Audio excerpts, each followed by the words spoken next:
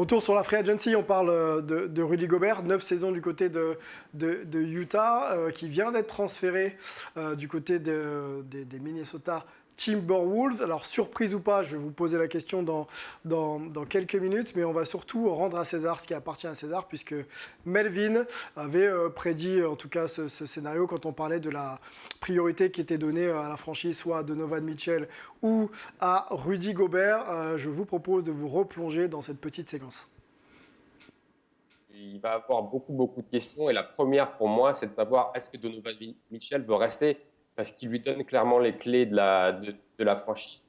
Ils ont fait ce choix, je pense, entre lui et Rudy, et je pense que si Donovan Mitchell dit écoutez les gars, moi j'ai pas envie de rester, je demande à être tradé, ça ouvre la porte à Rudy pour rester à Utah, mais je pense que si Donovan Mitchell reste, à mon avis, j'ai du mal à voir Rudy avec le même maillot la saison prochaine. Bon, c'est un débat intéressant, une discussion intéressante. Je suis pas sûr que Donovan soit consulté avant Rudy pour les choix justement de rester ou partir. C'est mon sentiment. Hein. Mais on essaiera d'en discuter quand il y aura de l'actu autour de ces deux-là. Peut-être qu'il n'y en aura pas. Voilà, bah on en discute parce qu'il y a de l'actu. Je reconnais un mea culpa, Melvin qui avait bien senti le coup. On va présenter pour ceux qui découvrent encore Rudy Gobert, palmarès incroyable, 3 fois All-Star, 4 fois All-NBA, 3 fois meilleur défenseur de l'année, top rebondeur 2021-2022 et top bloqueur, donc les contres, ça parle à Abdoulaye, 2016-2017, voilà. Ça, c'est le palmarès, bien sûr. Pour Rudy Gobert, on peut aussi présenter quelques stats sur la saison 2021-2022. 15,6 à 71% de réussite. Il y a une passe, mais il y a quand même quasiment 15 rebonds, donc joueur omniprésent. On rappelle que c'était la pierre angulaire sur le plan défensif aussi du système du Jazz. Voilà, tout ça est parti un petit peu en éclat. Première question, Eliakim, est-ce que ce move te surprend ? À partir du moment où Donovan il décide de rester, je pense qu'il va faire un choix et je pense que c'est un choix plutôt logique. Ok. Abdoulaye 9 saisons au Jazz. Ouais, c'est... Une page se tourne, quoi. Ouais, c'est une page qui se tourne pour lui. Je pense que c'est une bonne chose. Un peu moins pour Utah, je pense. Un peu moins pour Utah ? Un peu moins pour Utah. Okay. Parce que pour moi, Gobert était le joueur qu'il fallait garder pour leur défense et il couvrait tout. Ouais. Et le fait qu'il parte... On va voir que sans lui, ça peut potentiellement être différent. On va peut-être voir le manque. Ok. Je me tourne vers mes deux experts américains. Une question concernant Utah. Est-ce que Utah fait le bon choix de se séparer de Rudy Gobert ? Melvin. Pour moi, vu le retour, donc on parle de 3 joueurs dont il me semble 2 ou 3 en contrat qui expirent à la fin de la saison et 4 premiers tours de draft, ce qui est énorme. Je crois qu'il faut bien remettre ça dans le contexte, c'est-à-dire que Anthony Davis, quand il se fait trader, c'est 3 premiers tours de draft. Là, c'est 4 premiers tours de draft. Donc pour ce pactole, Utah a évidemment raison de faire ce trade. Après, comme le disait Abdoulaye, c'est vrai que c'était une pièce essentielle d'Utah, mais ce Utah-là, c'est fini. Maintenant, tu reconstruis avec Mitchell. Tu vas pas avoir du tout le même style de jeu. Il y a un nouveau coach. Faut pas oublier aussi que Rudy a 30 ans et Donovan Mitchell a 25 ans. Donc tu mets l'accent sur la jeunesse. Et puis le contrat de Rudy, même si on a montré son palmarès qui est énorme, son contrat, quand il va avoir 34-35 ans, ça risque de faire beaucoup de payer un pivot quasiment 50 millions la saison.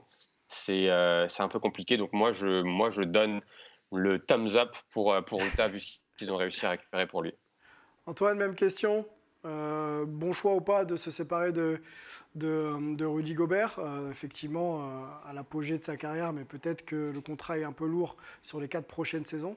Est-ce que Utah ne pouvait pas non plus espérer sur 1 à 2 saisons là, d'aller chercher peut-être un titre NBA ? Ouais, c'est justement ça où moi j'ai un vrai problème, quoi. C'est que Utah arrête de vouloir jouer le titre. Maintenant, tout ce qu'ils font, ils gardent une star dont ils peuvent satisfaire les demandes, qui est de créer un système autour de lui pour qu'il fasse beaucoup de stats, pour qu'il puisse faire peut-être All-NBA, All-Star, etc. Continuer à demander plus d'argent, puisque dès qu'on parlait des contrats, etc., si justement il remplit ces conditions-là, il pourra demander plus d'argent. Donc en gros, on observe de plus en plus d'ailleurs en NBA des franchises qui finalement font plus des choix pour satisfaire encore une fois des demandes individuelles de joueurs et des perspectives très individualistes et qui ne sont pas du tout là pour un collectif aller chercher le titre. Je suis sûr que Donovan Mitchell, dans sa tête, oui, il se dit qu'il peut aller jouer un titre en jouant de la manière qui maximise le mieux son potentiel, son style de jeu, etc. Mais moi, ça ne me paraît pas, en tout cas, un projet plus costaud que d'essayer d'aller gagner le titre, tout simplement en injectant un petit peu des notions collectives à tout le monde et essayer d'accorder les violents. On a une petite image de Rudy Gobert, sûrement sur son lieu de vacances, avec son pote Mister V, où on imagine qu'il apprend, ou il a appris son transfert. Il a l'air plutôt détente. Rudy, on vous montre ça et puis on continue à discuter ensemble. Voilà l'image. Bon, c'est peut-être surprenant de le voir comme ça, mais finalement, Rudy, c'est peut-être quelqu'un, toi qui le connais peut-être un peu, Eliakim, quelqu'un de finalement très, très serein, quoi. On fait que du sport, quoi. Après, il y a aussi un système aussi qui est comme ça en NBA aux États-Unis, qu'il n'y a pas dans le foot. Donc, à un moment donné, peut-être il s'y attendait ou pas, je sais pas, tu vois, mais le système fait qu'il est comme ça et la vie continue à un moment donné. Hein. Il a comme une franchise et il pourra encore avoir plus d'ampleur aussi. Sans faire de comparaison un peu facile, on a l'impression que peut-être qu'au foot, vous avez peut-être un peu plus votre destin entre les mains, de choisir un peu, de partir dans les timings qui semblent être les vôtres. Alors, il y a quelques clashs, hein, il y a des situations aussi qui peuvent être assez conflictuelles. Alors que là, aux États-Unis, vraiment, du jour au lendemain, tu apprends que tu as été transféré à New York. Comment on gère ça quand on est un peu dans cette indécision en tant que sportif de niveau ? Incertitude, pardon, même d'ailleurs. Personnellement, là, c'est une situation que souvent, quand je vois ça, je me dis waouh. Parce que après, si tu as une famille, etc. aussi, tout simplement, du jour au lendemain, tu n'as pas ton mot à dire. Alors que dans le foot, tu as le dernier mot quand même.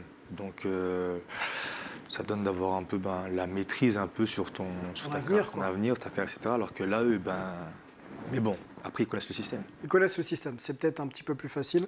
Rudy Gobert qui a tweeté donc, pour son départ un mot en guise de lettre d'adieu. Donc Utah, je n'étais qu'un enfant de France quand je suis arrivé il y a 9 ans, mais je me suis senti accueilli et soutenu dès le premier jour. J'ai grandi en tant qu'homme, en tant que joueur sous vos yeux et je suis reconnaissant de chaque moment. Utah et sa communauté auront toujours une place spéciale dans mon cœur. Merci, le voyage continue. Voilà pour Je vous aime, pour être tout à fait complet. Voilà pour la lettre d'adieu de Rudy. On se projette maintenant sur son présent. Son présent, c'est les Wolves de Minnesota. Comment il peut s'adapter et surtout, peut-il être compatible avec un certain Karl Anthony Towns qui est un intérieur comme lui. On va se poser la question avec Abdoulaye et All-Star comme Rudy Gobert. Pour moi, c'est compatible. Compatible ou incompatible ? Compatible. Parce que Anthony Towns, c'est plus un intérieur shooter. Okay. Même s'il va à l'intérieur aussi, mais au large un petit peu, les tirs. Il aime bien aller au large, il aime bien tirer. Et Gobert, en guise de protection. Okay. C'est surtout en défense ça va être compliqué d'aller dans la raquette. Mais c'est un gros duo. C'est un gros duo. Toi, tu les vois faire des choses de manière performante. Franchement, après, je pense que c'est, comme on dit, c'est partout pareil, c'est l'entente. Ok. Je ne sais pas comment ils vont s'entendre. D'accord. Mais en tout cas, baskettement parlant, les deux combinés, c'est... Je parlais d'entente sur le plan du jeu. Là, tu viens de le mentionner et tu penses que ça peut coller. Quand j'ai fait mon lancement, je parlais de All-Star. Il y a 2 All-Stars. Donc, Lego dans le vestiaire, qui est leader. De temps en temps, il faut pouvoir être exposé. Est-ce que ça ne va pas poser quelques soucis ? Je me tourne encore du côté des sportifs de haut niveau qui est Eliakim Mangala. Quand tu accueilles comme ça quelqu'un qui n'est pas vraiment sur ton poste, mais pas loin, et qui a un contrat élevé et qui est aussi au niveau All-Star. Comment on gère ça ? Après, là, ça dépend la personnalité de chacun, en fait. Est-ce que tu vois ça comme une menace ou si tu vois quelqu'un qui arrive pour aider l'équipe ? Ok.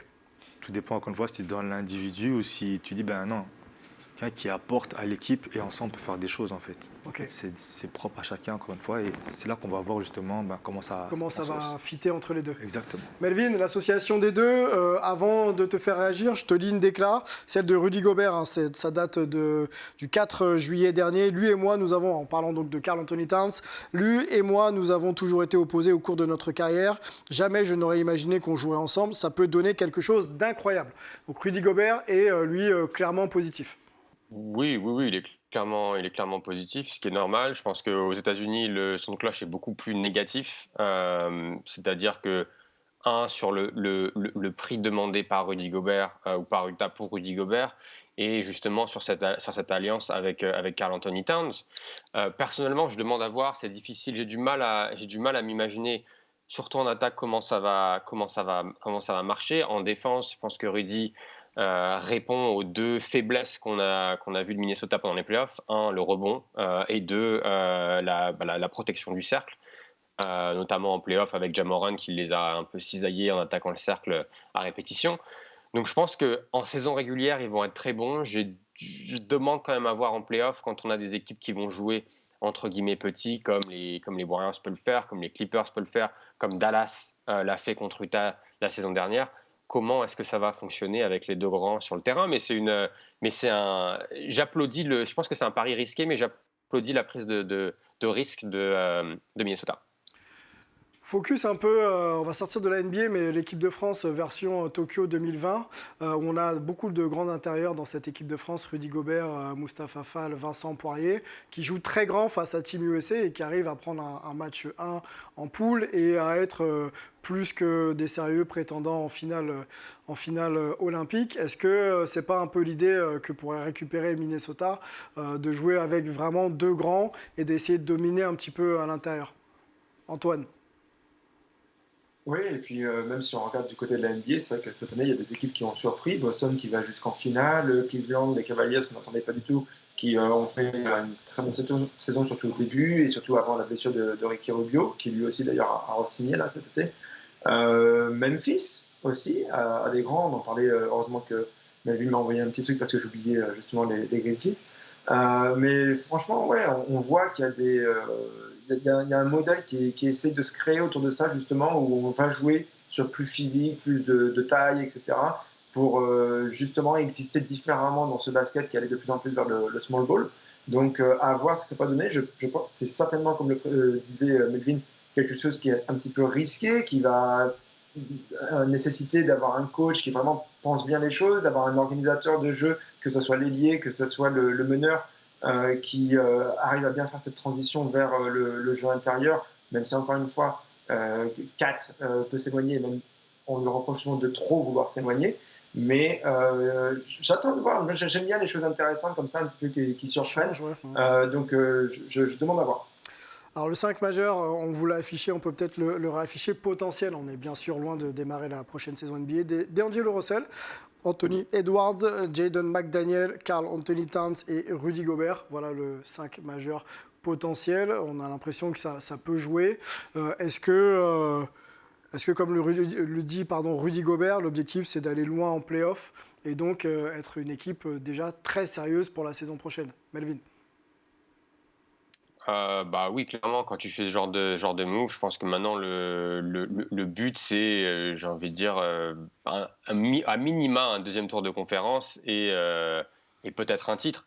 Personnellement, je les vois pas prétendants parce que je pense qu'ils vont mettre du temps pour que la mayonnaise prenne, ça va prendre du temps. Et puis défensivement, j'ai quand même des questions sur le reste du roster. On sait que D'Angelo Russell c'est plutôt transparent en défense. Kat, c'est pareil. Oui, tu as Anthony Edwards et Jaden McDaniels qui ont montré des belles promesses défensivement, mais est-ce qu'ils vont passer un cap? Je ne sais pas. Donc pour moi, je les mets toujours derrière, que ce soit les Warriors, les Clippers qui vont être très forts, Denver va être très fort, Memphis. Est-ce que les Lakers vont pouvoir revenir au premier plan? Il y a une conférence, faut pas oublier que la conférence Ouest l'année prochaine, ça va être la guerre, quoi. Il y a 10, 12 équipes qui peuvent prétendre aux playoffs facilement.